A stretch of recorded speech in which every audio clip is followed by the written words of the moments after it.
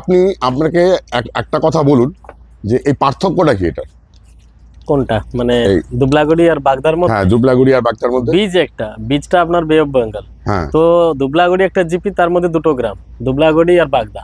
আচ্ছা। তার জন্য জিপির নাম নিয়ে দুবলাগড়ি সি বিচ হয়েছিল, পরে বাগদা হয়েছে। এবারে বাগদা যেই মানে এরিয়াতে পড়ে হ্যাঁ, গ্রামটা, ওটা বলে বাগদা বিচ। আর দুবলাগড়ি যেই গ্রামের এরিয়ার মধ্যে সমুদ্রটা আছে, তো দুবলাগুড়ি আগে হয়ে বাগদার নামটা এত বেশি বেশি মাত্রায় স্টার্টিং এ যখন স্টার্ট হয়েছিল, যখন ইকো টাইপের টেন্ট হ্যাঁ, আগে যে ক্যাম্প ছিল, হ্যাঁ। ওটা বাগদা সাইডেই স্টার্ট হয়েছিল। হ্যাঁ, সেই জন্য আগে ওই নামটা বাগদা হয়ে গেছে। হ্যাঁ, তখন ছিল দুবলাগড়ি বাগদা সি বিচ, বাগদা ছিল না, দুবলাগড়ি বাগদা। তো যারা প্রমোশন করে ইউটিউবার, হুম। ও বাগদা দিয়েই করে দিয়েছে, তখন বাগদাই হয়ে গেছে।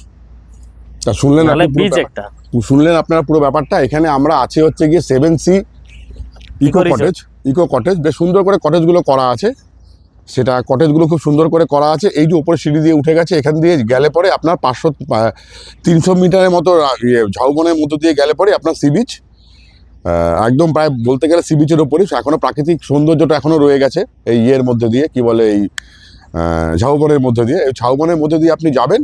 তা শুনেই নিলেন দুবলাগুড়ি আর বাগদা একই, জাস্ট দুটো আলাদা আলাদা গ্রাম, তার জন্য এরকম নাম। ওই ঢাকুরিয়া যাদবপুরের মতো ব্যাপার আর কি, সবই এক, শুধু এটা হচ্ছে পার্থক্য। হোটেলটা খুবই ভালো, বেশ সুন্দর, এদের পরিষেবাও খুব ভালো।